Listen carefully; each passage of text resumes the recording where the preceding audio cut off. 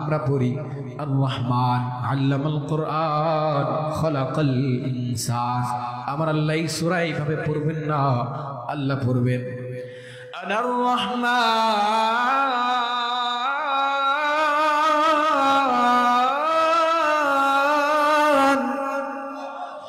আমার আল্লাহ তাআলা কুদরতি হাত ইশারা দিয়ে বলবেন আনার রহমান, এ গোলামেরা আমি হলাম রহমান, আমি হলাম রহমান আল্লাহ। আমার আল্লাহ যখন তিলাওয়াত শোনা আরম্ভ করবেন, আবার মালিকের তিলাওয়াত শ্রবণ কইরা জান্নাতের বান্দারা কেমন অবস্থা হবে আল্লাহু আ'লাম, আল্লাহই ভালো জানে। আলহামদুলিল্লাহ الحمد لله الذي هدانا إلى الإسلام الذي نزل القرآن هدى للناس وبينات من الهدى والفرقان الذي خلق الإنسان وكرم وعلمه من البيان ما لم يعلم فسبحان الذي لا يحصى امتنانه باللسان ولا بالقلم ونشهد أن لا إله إلا الله وحده لا شريك له والذي لا ضد له ولا ند له لا مثل له ولا مثيل له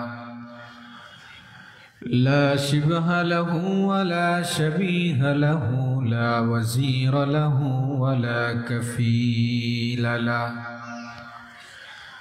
لا ولد له ولا والد له وهو الواحد الفرد الصمد لم يلد ولم يولد ولم يكن له كفوا أحد ونشهد أن سيدنا وسندنا وحبيب ربنا وطبيبنا وطبيب قلوبنا ومولانا وأولانا محمدا عبد الله ورسوله صلى الله تعالى عليه وعلى آله وأصحابه وبارك وسلم تسليما كثيرا كثيرا الذي أرسله الله تعالى بالحق بشيرا ونذيرا وداعيا إلى الله بإذنه وسراجا وقمرا منيرا أما بعد فقد قال الله تبارك وتعالى في كلامه المجيد والفرقان الحميد أعوذ بالله من الشيطان الرجيم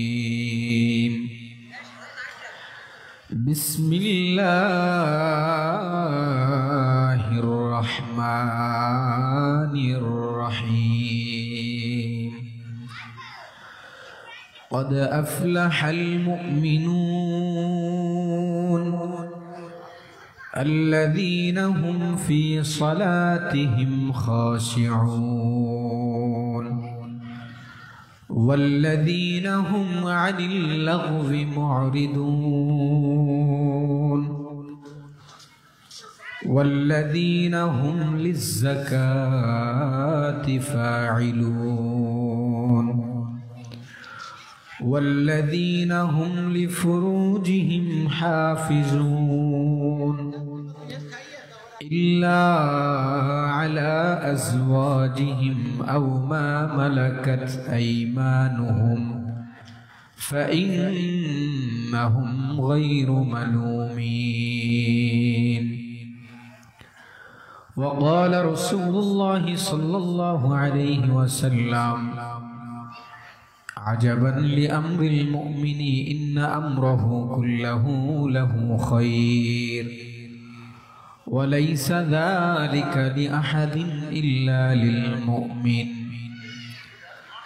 असाबतहु सर्राउ शकरा फकान खैरन लहु व असाबतहु दर्राउ सबरा फकान खैरन लहु औ कमा क़ाल अन्नबिय्यु अलैहि अस्सलातु वस्सलाम सदक़त या रब्बल आलमीन व सदक़ रसूलुक अन्नबियुल अमीन व नहनु अला ज़ालिक लमिनश शाहिदीन वश्शाकिरीन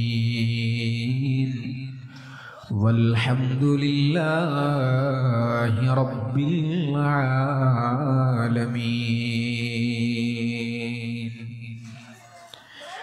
दिन की सूरज डूब रही है, हम लोगों की सामने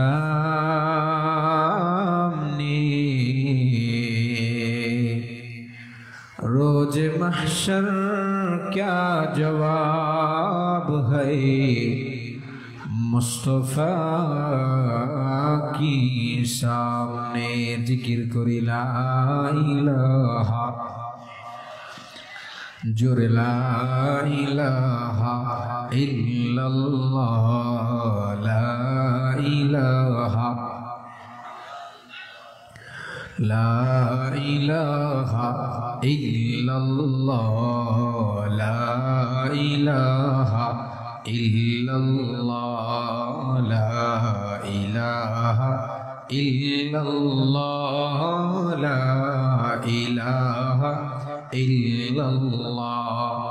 तेरे सिवा महबूब हकीकी कोई नहीं है, कोई नहीं। तेरे सिवा मसजूद हकीकी कोई नहीं है, कोई नहीं। यदू में तेरे सबको भुला दो, कोई ना मुझको याद रहे। सब खुशियों को आग लगा दो, खाने दिल आबाद रहे। अब तो रहे बस ताक में आखिर विर्द ज़ुबाए मेरे इलाहा ला इलाहा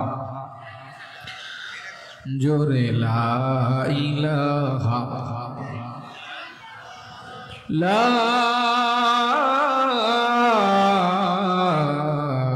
इलाहा इल्लल्लाह मुहम्मदुर रसूलुल्लाह।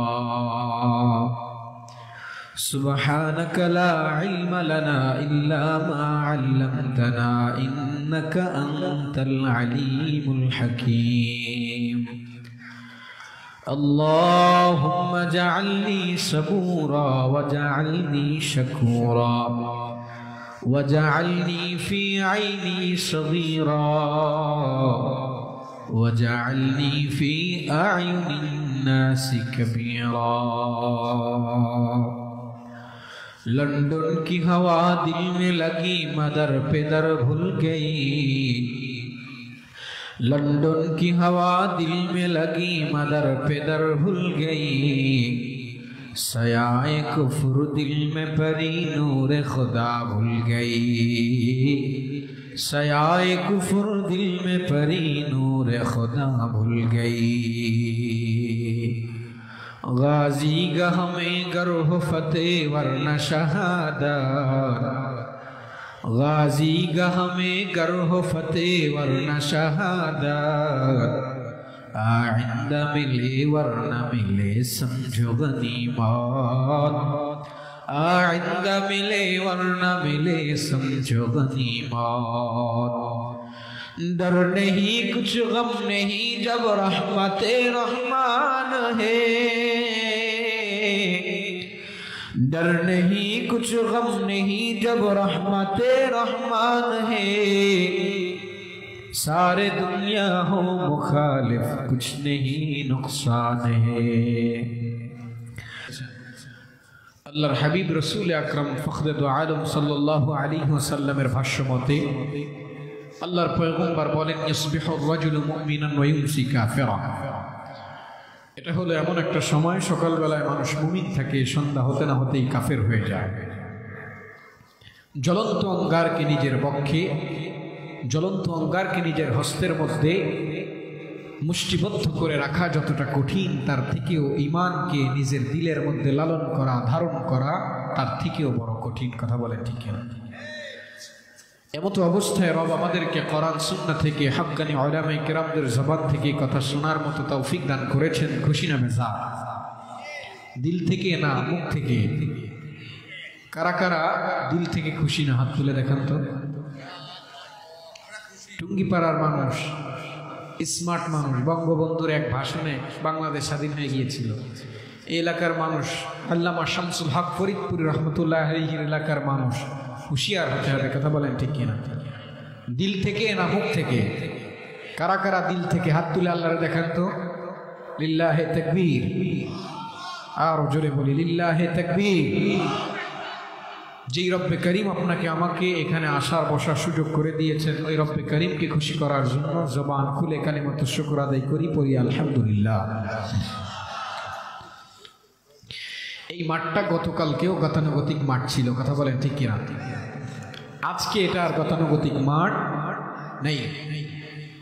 আল্লাহর হাবিব সাল্লাল্লাহু আলাইহি ওয়াসাল্লাম বলেন, আল্লাহ সুবহানাহু ওয়া তাআলা হাদিসে কুদসির মধ্যে বলেন, মা মিন কওমিন ইয়াযকুরুন আল্লাহ আযযা ওয়া জাল্লা, যে সমস্ত সম্প্রদায় আল্লাহর স্মরণের জন্য কোনো একটা স্থানে জমে জমে বসে যায়, ইল্লা হাফাত আলাইহিমুল মালাইকা, ফেরেশতারা তাদের চতুর্প্রান্ত জুড়ে বেষ্টন করে নেয়। সুবহানাল্লাহ। ওয়া নাযালাত আলাইহিমুস সাকিনা, রব্বে করিমের সাকিনা তাদের উপরে বর্ষণ হতে থাকে। ওয়া গাশিয়াত আলাইহিমুর রাহমা, রব্বে করিম রহমতের চাদর দিয়ে আপনাদেরকে আবৃত করে নেন। এবং আমরা এই পাঁচকাও নিয়ে বসে আমার রবের কথা স্মরণ করি। ওয়া যাকারাল্লাহু ফীমান ইনদাহু, আল্লাহ সুবহানাহু ওয়া তাআলা আরশে আজিমে কুদরতিভাবে ফেরেশতাদের মাঝে উত্তম মজলিসে আপনার আমার কথা আলোচনা করেন। সুবহানাল্লাহ। সুবহানাল্লাহর আওয়াজ শুনে মনে হলো আপনারা খুবই ব্যথিত হয়েছেন এই কথাটা শুনে। সুবহানাল্লাহ বলে লাভ না লস? কথা বলবেন তো? মনে হয় আপনারা খান না, 12 বছর হয়ে গেছে। সুবহানাল্লাহ বললে লাভ না লস? খুশি হয় কে? অখুশি হয় কে?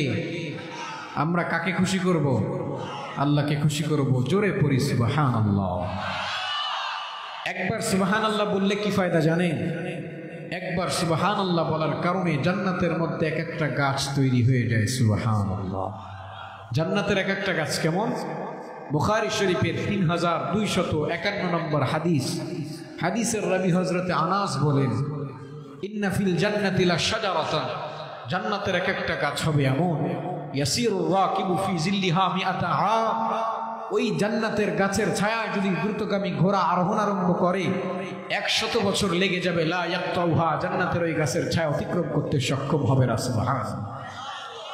এবার জান্নাতের এক একটা দিন, আখিরাতের এক একটা দিন দুনিয়ার দিন সমূহের সমান কতদিন, এটা ওরা কোরআনে হাকিমের সূরা মাআরিজের মধ্যে বলেন, মিকদারুহু 50 আলফ সানা, আখিরাতের এক একটা দিন হলো দুনিয়ার দিন সমূহের মধ্য থেকে 50,000 বছরকে যদি এক জায়গায় একত্রিত করা হয়, জমা করা হয়, 50,000 বছর সমান আখিরাতের এক একটা দিন। সুবহানাল্লাহ। খুশি না বেজার? খুশি তো হওয়ারই কথা।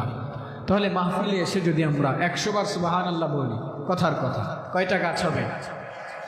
কথা বলেন কয়টা?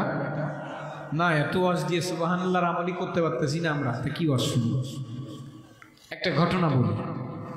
এই যে আমরা মাদ্রাসায় পড়ি না, মাদ্রাসার 6 জামাত, যারা মাদ্রাসা লাইনের খোঁজ খবর রাখেন, 6 নম্বর জামাতকে বলা হয় জামাতে কাফিয়া। কি জামাত?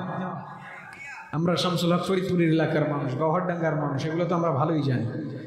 6 নম্বর জামাতের নাম কাফিয়া। কাফিয়ার মধ্যে একটা আদবের কিতাব, আরবি উচ্চ সাহিত্যের কিতাব আছে, তার নাম হলো নফহাতুল আরব। কি নাম? নফহাতুল আরব। এই কিতাবের মধ্যে মুসান্নিফ রহমতুল্লাহি আলাইহি একটি ঘটনা লিখেছেন, আমাদেরকে নসিহাত করেছেন। তিনি বলেন, একদিন একজন শিকারী পাখি শিকার করার জন্য গভীর জঙ্গলের মধ্যে ঢুকে গেল। খুঁজতে খুঁজতে পাখি শিকার করার জন্য একটা ছোট্ট পাখি, ধরেন আমাদের এই অঞ্চলের টুনটুনি পাখি। বাবা কষ্ট হচ্ছে, আমার কথায় রাগ হচ্ছেন? ছোট্ট একটা পাখি, টুনটুনি পাখি। বলেন তো এই পাখিটায় 1 কেজি মাংস থাকে, 2 কেজি, 3 কেজি? এটা যদি একজন মানুষ শিকার করে, এক বেলায় পেট ভরে আহার করা যাবে? এই পাখিটার দিকে তিনি তার তীর নিক্ষেপ করে, তীর নিয়ে বসে আছে, এখনো নিক্ষেপ করে নাই। পাখি ডাক দিয়া বলে, শিকারী, তুমি আমার দিকে তোমার তুনির দিয়ে নিক্ষেপের বস্তু বানিয়েছ, তুমি যদি আমাকে হত্যা না করো, আমি তোমাকে 2টা নসিহাত করব। চিল্লায় বলেন, কয়টা? 2টা। 1 নম্বর নসিহাত, শিকারী, যদি তুমি তোমার তীরটা আমার দিকে, যতক্ষণ আমার দিকে তোমার লক্ষ্য বস্তু যতক্ষণ থাকবে, আমি তোমার এই তীরের সামনে বসে তোমাকে 1 নম্বর নসিহাত করব। 2 নম্বর নসিহাত, তুমি আমাকে তোমার তীরটা নিচে নামাবে, আমি গাছের দূরের ডালে গিয়ে 2য় নসিহাত করব। শিকারী বলল, আহারে, এত ছোট্ট পাখি, আসলেই তো একে হত্যা করলে আমার এক বেলাও আহার হবে না, তার থেকে ভালো আমি এই পাখির থেকে 2টা নসিহত শুনে নেই। কয়টা? এবার বলো বলো পাখি, আমার 1 নম্বর নসিহত শোনাও। পাখি ডাক দিয়া কয়, 1 নম্বর নসিহত, ও শিকারী, তোমার থেকে যদি কোনো বস্তু হারায় যায়, চলে যায়, তোমার থেকে কোনো বস্তু ধ্বংস হয়ে যায়, তুমি ওই বস্তুটা নিয়ে আর কখনো কোনো আফসোস করবে না। কিছু মানুষের থেকে কিছু জিনিস হারিয়ে গেলে আফসোস করে, আছে না নাই?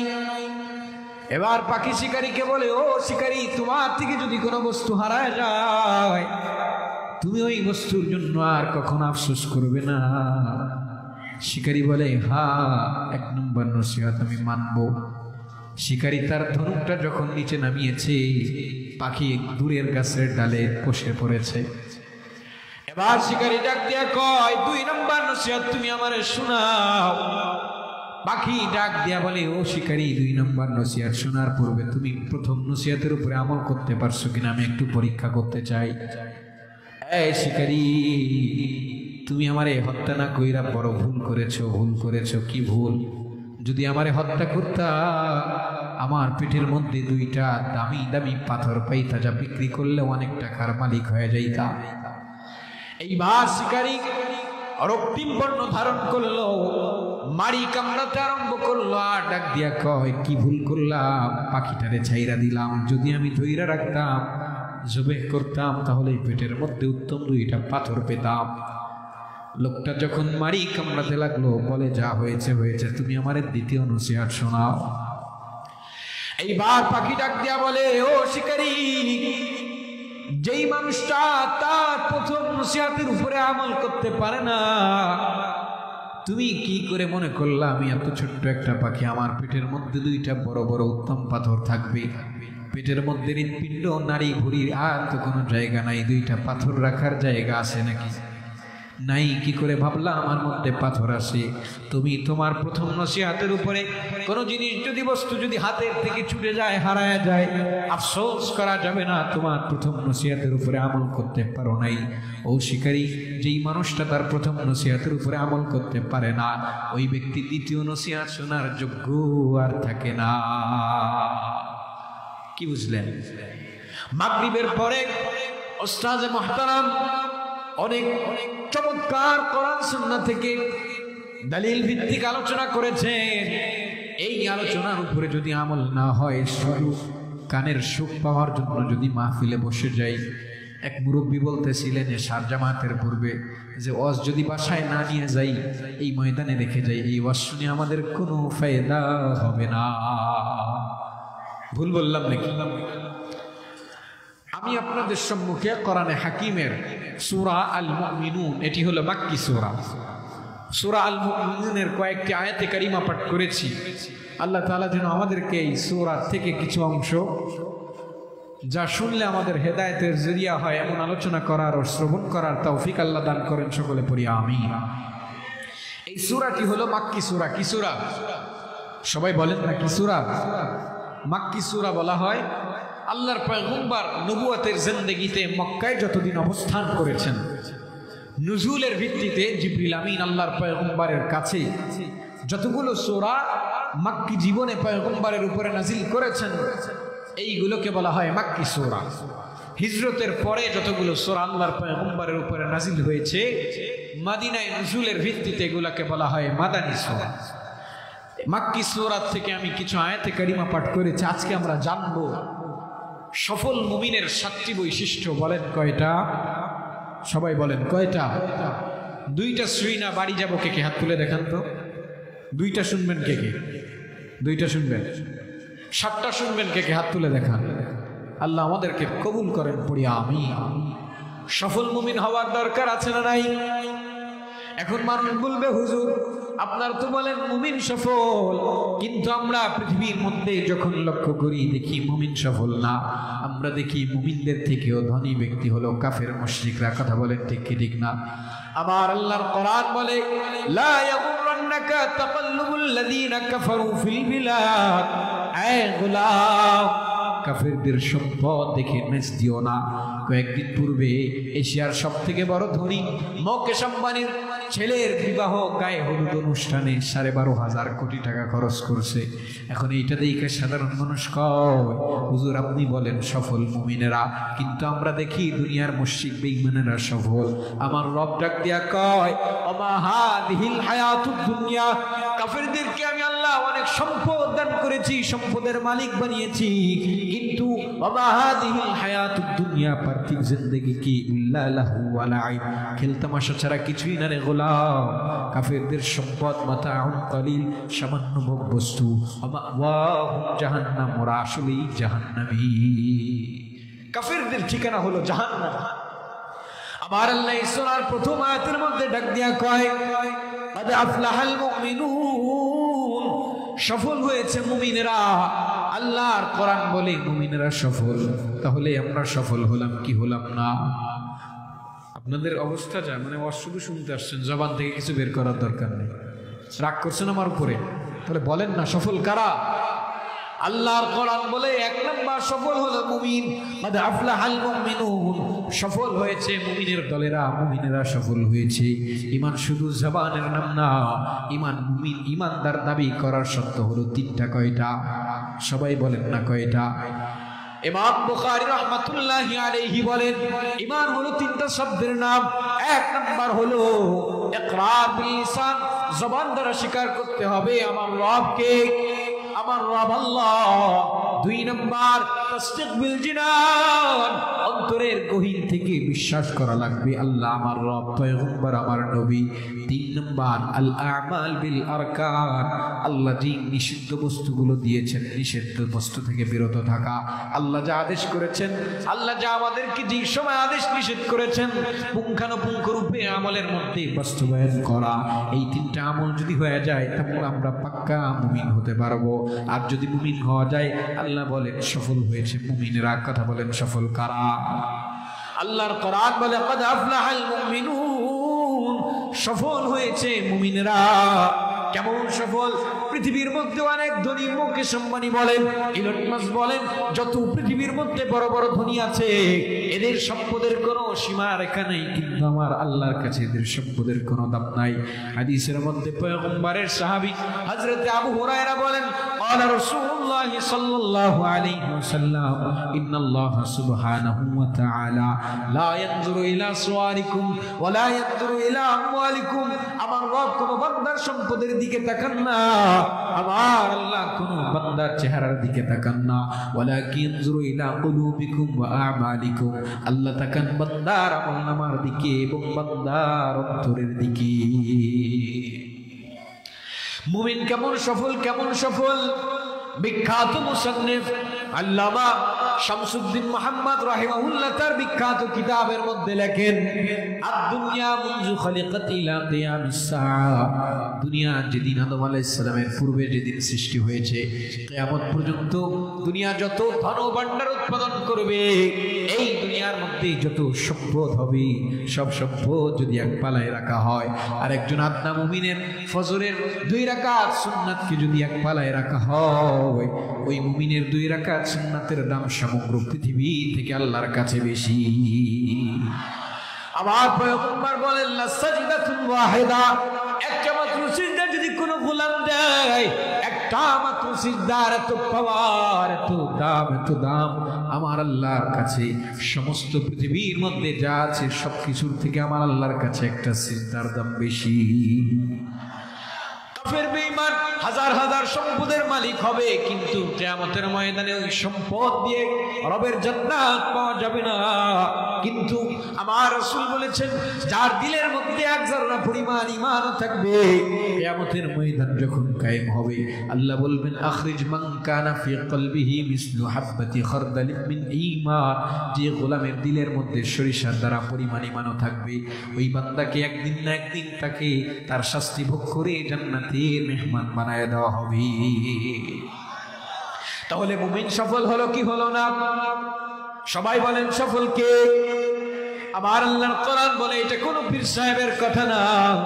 আল্লাহর কোরআন বলে, কদ আফলাহাল মুমিনুন, এক নম্বরে সফল হয়েছে মুমিনেরা। কিন্তু সফলতার জন্য কিছু কম্পালসারি লাগবে, মানদণ্ড লাগবে, বৈশিষ্ট্য লাগবে।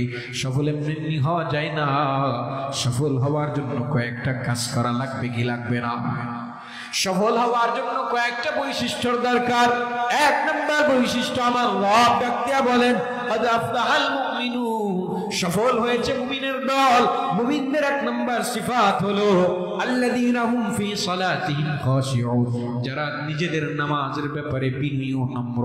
বিখ্যাত লেখক আল্লামা আলী ইবনে আবি তালহা তার কিতাব তাবারির মধ্যে লেখেন, আব্দুল্লাহ ইবনে আব্বাস বলেন, যারা তার নামাজের ব্যাপারে বিনয়ী নম্র, এর মানে হলো নামাজে যখন গোলাম দাঁড়ায় যায়, কেবলমাত্র আল্লাহর জন্য পড়তেছে, মানুষ দেখানোর জন্য না, লৌকিকতার জন্য না।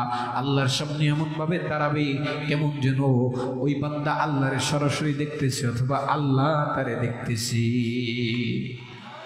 সফলতার এক নম্বর বৈশিষ্ট্য হলো নামাজের ব্যাপারে বিনয়ী ও নম্র হতে হবে। অথচ আমাদের নামাজের ব্যাপারে গাফলাতি আছে না নাই? আমার আল্লাহর কোরআন বলে, ফাওয়াইলুল লিল মুসাল্লিন, দুর্ভোগ নামাজীদের জন্য, যারা আল্লাযীনা হুম ফি সালাতিহিম সাহুন, আল্লাযীনা হুম ইউরাউন, যারা নিজেদের নামাজের ব্যাপারে আল্লাযীনা হুম আন সালাতিহিম সাহুন, আয় মুনাফিকুন, যারা নিজেদের নামাজের ব্যাপারে বেখবর, অর্থাৎ মুনাফিক। লোকজনদের দেখায় আমি বড় নামাজি, আমার মতো নামাজি কেউ নাই, কপাল কালো হয়ে গিয়েছে, কিন্তু এই ব্যক্তির নামাজের মধ্যে লোক দেখানো। আমার আল্লাহর কোরআন বলে, ওয়া মা উমিরু ইল্লা লিয়াবুদুল্লাহা মুখলিসিনা লাহুদ্দিন, আমি গোলামরে আদেশ দিলাম, ওই গোলাম যে ইবাদত করবে, ইবাদতের মধ্যে কোনো শিরিক থাকা চলবে না, কেবলমাত্র আল্লাহর জন্য ইখলাসিয়াত, রুহানিয়াত থাকতে হবে। আল্লাহ তাআলা বলেন, রাসূল আপনি উম্মতদেরকে বলে দেন, কুল ইন্না সালাতি ওয়া নুসুকি ওয়া মাহইয়ায়া ওয়া মামাতি লিল্লাহি রাব্বিল আলামিন, এ পৃথিবীবাসী শুনে নাও, নিশ্চয়ই আমার নামাজ, ইন্না সালাতি ওয়া নুসুকি, আমার কুরবানি, আমার হায়াত, আমার মওত একমাত্র কার জন্য? নামাজ পড়ব কার জন্য? আল্লাহর জন্য। কারণ কিয়ামতের ময়দান যখন কায়েম হয়ে যাবে, সর্বপ্রথম নামাজের হিসাব নেওয়া হবে। আবার যদি দুনিয়ার আর কোনো কিছু ঠিক নেই, নামাজ যদি ঠিকভাবে হয়ে যায়, এই নামাজ আল্লাহর কোরআন বলে, ইন্নাস সালাতা তানহা আনিল ফাহশাই ওয়াল মুনকার, নিশ্চয়ই নামাজ, বিশেষ নামাজ মানুষকে অনর্থক কাজ থেকে বিরত রাখে। কথা বলে ঠিক কি ঠিক না? আল্লাহর পয়গম্বর রবের সাক্ষাতের জন্য যখন মেরাজে গিয়েছিলেন, আমার আল্লাহ তাআলা আল্লাহর পয়গম্বরকে 50 ওয়াক্ত নামাজ দিয়েছেন। কয় ওয়াক্ত? সবাই বলেন কয় ওয়াক্ত? 50 ওয়াক্ত নামাজ নিয়ে পয়গম্বর রওনা আরম্ভ করলেন। আল্লাহর পয়গম্বর ষষ্ঠ আসমানে আয়েশা হযরতে মুসা আলাইহিস সালাতু ওয়াস সালামের সাথে সাক্ষাৎ। এবার মুসা বলে, ও পয়গম্বর, 50 ওয়াক্ত নামাজ দিয়ে উম্মতের কাছে যান, আমার উম্মত 2 ওয়াক্ত নামাজ পড়তে পারে নাই, আপনার উম্মতও পারবে না, আল্লাহর কাছে ফিরে যান। riwayat 2টা, আল্লাহর তাআলা আল্লাহর পয়গম্বর আল্লাহর কাছে ফিরে গেলেন 9 বার।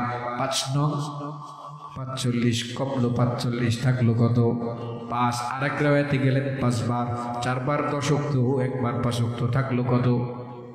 একটু কথা বলেন না, কত? 5 ওয়াক্ত। 5 ওয়াক্ত নামাজ নিয়ে যখন আল্লাহর পয়গম্বর রওনা আরম্ভ করলেন, হযরতে মুসা বলে আপনার উম্মত এটাও পারবে না। এবার আমার আল্লাহ ডাক দিয়ে কয়, ও পয়গম্বর শুনে নেন, আমি আপনার এই 50 ওয়াক্ত নামাজ দিয়েছিলাম, 50 ওয়াক্ত নামাজ থেকে আমি আল্লাহ কমিয়েছি 45 ওয়াক্ত, কিন্তু আমি গোলামদের সওয়াব থেকে 1 ওয়াক্ত কমাই নাই। আপনার উম্মতেরা, আমার গোলামেরা যদি ফজরের সালাত আদায় করে, আমি আল্লাহ তারে 10 ওয়াক্ত নামাজের সওয়াব দান করব। আবার যদি কোনো গোলাম জোহরের নামাজ পড়ে 10 ওয়াক্ত, আসর পড়লে 10 ওয়াক্ত, মাগরিব পড়লে 10 ওয়াক্ত, ইশা পড়লে 10 ওয়াক্ত, 5 ওয়াক্ত নামাজ যদি কোনো গোলাম পড়তে পারে, ও পয়গম্বর আমি আল্লাহ ওয়াদা দিলাম ওই গোলামরে 50 ওয়াক্তের সওয়াব দান করব। তাহলে নামাজ পড়ার দরকার আছে না নাই? মুমিনদের সফলতার 1 নম্বর বৈশিষ্ট্য হলো আল্লাহ তাআলা বলেন, আল্লাযীনা হুম ফি সালাতিহিম খাশিউন, যারা নিজেদের নামাজের ব্যাপারে বিনয়ী নম্র হবে। নামাজ পড়ার দরকার আছে না নাই? কিয়ামতের ময়দান যখন কায়েম হবে, আল্লাহর পয়গম্বর বলেন, সাবাতুন ইউযিল্লুহুমুল্লাহু ফি জিল্লিহি ইয়াওমা লা জিল্লা ইল্লা জিল্লুহু। কিয়ামতের ময়দান যেদিন কায়েম হবে, আল্লাহ তাআলা 7 শ্রেণীর মানুষকে ছায়া দান করবেন। এর একটা শ্রেণী হলো ওয়ারাজুলুন কলবুহু মুআল্লাকুন বিল মাসাজিদ, ওই বান্দা যার অন্তরটা মসজিদের সাথে থাকে। বলবেন হুজুর 24 ঘন্টা থাকবে?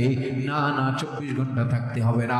আল্লাহর কোরআন বলে, ইয়া আইয়ুহাল্লাযীনা আমানু ইযা নুদিয়া লিস-সালাতি মিন ইয়াউমিল জুমআহ ফাসআউ ইলা যিকরিল্লাহ। হে গোলাম, জুমার দিনে যখন আল্লাহর স্মরণের দিকে, নামাজের দিকে ডাকা হয়, তোমরা দ্রুত আসো। এরপরে আল্লাহ পরের অংশে বলেন, ফাইদা কুজিয়াতিস সালাহ ফান্তাশিরু ফিল আরদ, নামাজ শেষ জমিনের মধ্যে ছড়ায় পড়ো। আল্লাহ তাআলা বলেন নাই 24 ঘন্টা মসজিদে থাকবা। আমাদের কৃষক ভাইরা ক্ষেতের মধ্যে কাজ করে, অনেক সময় ফসল কাটা হয়েছে, মসজিদে যেতে গেলে ফসলের ক্ষতির সম্ভাবনা, সুন্দর করে গামছাটা বিছিয়ে আজান হলেই নামাজটা বানায় নেন, ক্ষেতের পানি দিয়ে কবুল করবে কি? তাহলে নামাজ হওয়ার দরকার আছে না নাই? আহারে, আমাদের মুরব্বিয়ানে কেরামরা কোমরে সাই দেয় না, নামাজ পড়ে ফজরের সময়, কিন্তু এলাকার যুবকদের ফজরে মসজিদে দেখা যায় না। কথা বলেন ঠিক কি ঠিক না? একটা সময় আসবে, একটা সিজদা দেওয়ার জন্য মন চাইবে। বৃদ্ধ বাবারে জিজ্ঞেস করেন, ও বৃদ্ধ বাবা, চেয়ারে বসে নামাজ পড়ে সে জানে রে একটা সিজদা না দেওয়ার কি কষ্ট। কথা বলেন ঠিক কি ঠিক না? গোলাম যখন সিজদা দেয়, বুজুর্গরা বলেন কেমন যেন আল্লাহ কুদরতি হাত দিয়ে বান্দার পিঠের উপরে হাতটা বুলায় দেয়। সুবহানাল্লাহ। আমার আল্লাহ বলে, গোলাম এত নিকটবর্তী হয়েছো, কি চাও? বান্দা বলে, আল্লাহ সুবহান রাব্বিয়াল আ'লা, আল্লাহ তুমি পবিত্র। আল্লাহ বলেন, গোলাম খুশি হয়ে গেলাম। বান্দা কি চাও? বান্দা বলে, আত্তাহিয়াতু লিল্লাহি ওয়াস সালাওয়াতু ওয়াত তাইয়্যিবাত, আল্লাহ আপনি পবিত্র। আল্লাহ বলেন, ডাবল খুশি। বান্দা কি চাও? বান্দা বলে, আল্লাহুম্মা সাল্লি আলা মুহাম্মাদ, আপনার বন্ধু মুহাম্মাদের উপরে রহমত বর্ষণ করুন। আল্লাহ বলে, বন্ধুর কথা বলেছো, আমি আরো খুশি হয়ে গেলাম। কি চাও? বান্দা বলে, আল্লাহুম্মা ইন্নী যালামতু নাফসি যুলমান কাসীরা, আল্লাহ আমি নিজের নফসের উপরে অনেক জুলুম করেছি। আমার রব ডাক দিয়া কেমন যেন কয়, বান্দা ডান পাশে সালাম ফিরাবি, বাম পাশে ফিরানোর আগে আমি আল্লাহ তোর জিন্দেগীর সব গুনাহগুলো মাফ করে দেই। তাহলে নামাজ পড়ার দরকার আছে না নাই? সাউন্ড এমন হইল কেন? নামাজ পড়ার দরকার আছে না নাই? আমরা সফল মুমিন হতে চাই কি চাই না? কারা কারা চাই না হাত তুলে দেখা। কারা কারা চাই হাত তুলে দেখা। আমরা সবাই চাই। কথা বলেন ঠিক কি ঠিক না? তাহলে 1 নাম্বার, আমরা সফল মুমিন হওয়ার জন্য 1 নাম্বার বৈশিষ্ট্য পাইলাম কি পাইলাম না? 1 নাম্বার হলো আল্লাযীনা হুম ফি সালাতিহিম খাশিউন, যারা নিজেদের নামাজের ব্যাপারে বিনয়ী নম্র হবে। একদিন আল্লাহর পয়গম্বর মসজিদে নববীতে বসে আছেন, হঠাৎ করে একজন সাহাবী এসে পয়গম্বরকে সালাম দিলেন। পয়গম্বর নামাজ পড়লেন, ওই লোকটা নামাজ পড়ার পরে পয়গম্বরের সালাম দিয়ে পয়গম্বরের কাছে গেলেন, সালামের উত্তর দিয়ে পয়গম্বর বলে সাল্লি ফাইন্নাকা লাম তুসাল্লি, তুমি নামাজ পড়ো কারণ তুমি নামাজ পড়ো নাই। লোকটা আবার নামাজ পড়লেন, পয়গম্বর দ্বিতীয়বার আবার বলে সাল্লি ফাইন্নাকা লাম তুসাল্লি, নামাজ পড়ো কারণ তুমি নামাজ পড়ো নাই। লোকটা আবার নামাজ পড়লো, পয়গম্বর ডাক দিয়া কয় সাল্লি ফাইন্নাকা লাম তুসাল্লি, তুমি নামাজ পড়ো কারণ তুমি নামাজ আদায় করো না। এইবার লোকটা এসে পয়গম্বরের কাছে ডাক দিয়া কয় কামা উসাল্লি ইয়া রাসূলুল্লাহ, ও পয়গম্বর বলেন আমি কেমন ভাবে নামাজ আদায় করব? পয়গম্বর বলে নামাজে যখন তুমি দাঁড়াবা খুব বিনয়ের সাথে দাঁড়াবা, রুকু দিবা সুন্দরভাবে দিবা, দাঁড়াবা সুন্দরভাবে ইতমিনানের সাথে, সিজদা দিবা লম্বা লম্বা সিজদা ইতমিনানের সাথে। পয়গম্বর আর এক হাদিসে বলে সাল্লু কামা রাআইতুমুনি উসাল্লি, আমি নবীরে যেমনি নামাজ আদায় করতে দেখো এমন ভাবে নামাজ আদায় করবা। তাহলে নামাজ পড়ার দরকার আছে না নাই? সফল মুমিন হওয়ার জন্য এক নম্বর বৈশিষ্ট্য হলো নামাজের ব্যাপারে বিনয়ী হতে হবে। দুই নম্বরে আমার রব কোরআনে কারীমের মধ্যে ডাক দিয়া কয় ওয়াল্লাযীনা হুম আনিল লাগযি মুরিদুন। দুই নম্বর হলো বৈশিষ্ট্য যারা অনর্থক অসার কার্যকলাপ কথাবার্তা থেকে বিরত থাকে। অসার কাজের ব্যাখ্যায় আব্দুল্লাহ ইবনে আব্বাস তাফসীরের মধ্যে লেখেন এক নম্বর অসার কাজ হলো সব থেকে বড় অনর্থক কাজ হলো আল্লাহর সাথে শিরিক করা। আল্লাহর সাথে কি করা? শিরিক শুধু হিন্দু বৌদ্ধ খ্রিস্টান করে না, না আমরা মুসলমানেরাও না জেনে শিরিক করি, আছে না নাই? বলে সকালবেলায় দোকান খুললে বাকি দিলে সারাদিন বাকি চলবে, বলে কি বলে না?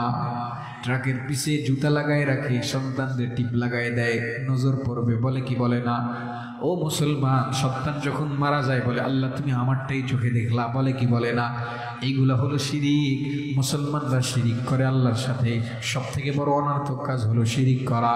এই শিরিক থেকে বিরত থাকা দরকার আছে না নাই? আবার আল্লাহ বলে মুমিনদের দুই নম্বর বৈশিষ্ট্য সফল হওয়ার জন্য ওয়াল্লাযীনা হুম আনিল লাগযি মুরিদুন, যারা অনর্থক কাজ থেকে বিরত থাকে। দুই নম্বর অনর্থক হলো মানুষের গীবত রটনা করা। ও বাবা, কিয়ামত পর্যন্ত হায়াত যদি পান আর যদি সারা জীবন হজ করেন, উমরা করেন, নামাজ পড়েন, আর একদিন চার দোকানে বসে একটু 10 মিনিট 5 মিনিট 2 মিনিট একজনের সমালোচনা করেছেন, গীবত করেছেন, আল্লাহ কসম করে বলি ওই 2 মিনিট এক জায়গায় সারা জীবনের সব ইবাদত দিয়েও আল্লাহর কাছে কিয়ামতের ময়দানে নাজাত পাওয়া যাবে না। ভুল বললাম? অনর্থক কাজ থেকে বিরত থাকার দরকার আছে না নাই? বিবাহ শাদীতে গান বাজানোর দরকার আছে না নাই? আছে? ওর বিশেষ কয় আছে। এইসব অনর্থক কাজের সাথে পাঁচকাউনিয়া হাজিবাড়ির মানুষের সম্পর্ক থাকতে পারে? তাহলে সফল হওয়ার জন্য দুই নম্বর বৈশিষ্ট্য হলো আমার রব কোরআনের মধ্যে ডাক দিয়া কয় ওয়াল্লাযীনা হুম আনিল লাগযি মুরিদুন, যারা অনর্থক কাজ থেকে বিরত থাকে। ও মুসলমান ইমানদার, 3 নম্বর সফলতার জন্য 3 নম্বর বৈশিষ্ট্য হলো ওয়াল্লাযীনা হুম লিযাকাতি ফাঈলুন, যারা ঠিকভাবে যাকাত আদায় করে। যাকাতের ব্যাপারে গাফলাতি আমাদের সমাজে আছে না নাই? এবার প্রশ্ন করবেন হুজুর আপনি বললেন এইটা মাক্কি সূরা, আমরা জানি যাকাত মদিনায় নাজিল হয়েছে, কিন্তু না না, আব্দুল্লাহ ইবনে আব্বাস বলেন যদিও যাকাতের বিধি নিষেধ যদিও নাজিল হয়েছে মদিনায়, কিন্তু যাকাত মূলত নাজিল হয়েছে মক্কায়। এর দলিল হলো আল্লাহ সূরা আনআমের মধ্যে বলেন ওয়াতু হাক্কাহু ইয়াওমা হাসাদিহি, তোমরা ফসল কাটার দিবসেই যাকাত দিয়ে দাও। আজকে সমাজের বিভিন্ন দোকানে যাকাতের শাড়ি লুঙ্গি পাওয়া যায়। ঠিকভাবে যদি মুসলমানেরা যাকাত আদায় করত রে, তাহলে সমাজের মধ্যে কোনো দরিদ্র মুসলমান থাকতো না। ঠিক কি ঠিক না? তাহলে 3 নম্বর বৈশিষ্ট্য হলো ঠিকভাবে যাকাত আদায় করতে হবে। 4 নম্বর আমার রব কোরআনে হাকিমের মধ্যে ডাক দিয়ে বলেন ওয়াল্লাযীনা হুম লিফুরুজিহিম হাফিজুন, যারা নিজেদের যৌনতাকে লজ্জাস্থানকে হেফাজত করে। যৌনতাকে হেফাজত করার দরকার আছে না নাই? সবাই বলেন আছে না নাই?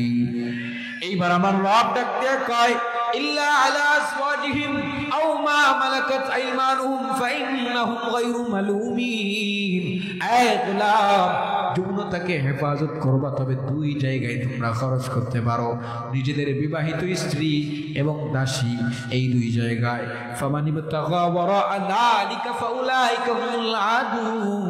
এই দুই জায়গা ব্যতীত অন্য কোনো জায়গায় যদি কেউ অন্বেষণ করে তাহলে সে সীমা লঙ্ঘনকারী হবে। আমার আল্লাহর কোরআন বলে, ইন্নাল্লাহা লা ইউহিব্বুল মু'তাদিন, আল্লাহ কোনো সীমা লঙ্ঘনকারীকে পছন্দ করেন না। ভারতের জমিনে একটা রমণী সুন্দরী রাতের গভীর হয়ে গিয়েছে, কোন একটা গন্তব্যে যাওয়ার জন্য রওনা আরম্ভ করলো। হঠাৎ করে রাস্তার মধ্যে গোলযোগ শুরু হলো, পথ আর লম্বা করার সুযোগ হলো না, আশ্রয় খুঁজতে লাগলো। হঠাৎ করে দেখে একটা ছোট্ট ঘরের মধ্যে আলো জ্বলতেছে, বাতি জ্বলতেছে। ঘরের দরওয়াজায় যাওয়ার পর নক দিয়া বলে, কি আছো, আমাকে একটু আশ্রয় দাও। একটা যুবক মানুষ, মাদ্রাসায় পড়ো, একজন তালিবুল ইলম। এইবার ওই রমণীকে বলে, কি চাও? বলে, রাস্তার মধ্যে গন্ডগোল, আমার আর সামনে যাওয়ার নাই, একটা রাত তোমার কাছে আশ্রয় চাই। লোকটা ভাবে, আমার কাছে এই রমণীরে যদি আশ্রয় দিই, মানুষ যদি জানে আমার চাকরি থাকবে না ভাগবে, চাকরি থাকবে না ভাগবে, কথা বোঝে না মনে হয়, চাকরি কি থাকবে না ভাগবে, চাকরি থাকবে না। কিন্তু রমণীর কথা ভেবে যুবক মনের মধ্যে একটা প্রশ্ন বারবার ঘুরপাক খায়। যুবক বলে, ও যুবক, কিয়ামতের ময়দানে যদি আল্লাহ বলে, একটা রমণী তোমার কাছে আশ্রয় চেয়েছিল, তুমি আশ্রয় দাও নাই, বিপদে পড়েছিল, আজকে যাও যাও তুমি জাহান্নামের কারাকাষ্ঠে চলে যাও, আমি আল্লাহর কাছে কি জবাব দিব? এই ভয়ে ওই ব্যক্তি রমণীকে বলে, তুমি আমার কাছে থাকতে পারো, তবে সত্য হলো চারটা। কয়টা? সবাই বলেন কয়টা? এক নম্বর সত্য হলো, বোন তুমি এই জায়গায় ঢুকবা, ঢোকার পরে আমার সাথে আর কোনো কথা বলবা না। দুই নম্বর, আমার থেকে নিরাপদ দূরত্ব বজায় রাখবা। তিন নম্বর, আমরা কেউ ঘুমাবো না, সারা রাত জাগ্রত থাকবো। চার নম্বর, ফজরের আজান হওয়ার পূর্বে সুবহে সাদিকের সময় তুমি এই জায়গা ছেড়ে তোমার আপন গন্তব্যে রওনা হয়ে যাবা। এবার রমণী ডাক দিয়া কয়, ও যুবক, হ্যাঁ তোমার ছোট্ট সত্যে আমি রাজি হয়ে গেলাম, আমার একটু থাকতে দাও। রমণীরে থাকতে দিছে। যুবক দূরে বসে আছে, কিতাব মোতালা করতেছে। এইবার রমণী দূর থেকে বারবার তাকায় দেখে যুবক কিতাব পড়তেছে, মাঝে মাঝে জ্বলন্ত ওই যে কূপ জ্বলতেছে, ল্যাম্প জ্বলতেছে, ওই জ্বলন্ত আগুনের মধ্যে যুবক একবার হাত দেয়, আরেকবার হাতটা জিহ্বায় লাগায়। ফজর যখন হলো, সুবহে সাদিকের সময়, এইবার রমণী ডাক দেয়া কয়, ও যুবক, আমি তোমার থেকে চলে যাচ্ছি, তবে একটা প্রশ্ন জানতে চাই, মনে বড় কৌতূহল জেগেছে। বলো বলো। তুমি রাতের বেলায় দেখলাম, কিছুক্ষণ পরে পরেই জ্বলন্ত আগুনের মধ্যে হাতটা দিয়েছে, ঘটনা জানতে চাই। যুবক বলে, বলা যাবে না, তুমি তোমার জায়গায় চলে যাও। রমণী এবার বাসায় যাওয়ার পর, একদিন, দুই দিন, তিন দিন যাওয়ার পর আপন গৃহে গিয়ে বাবার কাছে বলি ওই লোকটাকে দাওয়াতের ব্যবস্থা করলো। উত্তম খানার আয়োজন করে পদ্মার অন্তরাল থেকে বলে, যুবক, আমি তোমার ওই বোনটাকে তুমি আশ্রয় দিয়েছিলা, বলো বলো রে, ওই দিন তোমাকে দেখলাম জ্বলন্ত আগুনের মধ্যে হাতটা একবার নিলা আর একবার বের করলা, ঘটনা কি?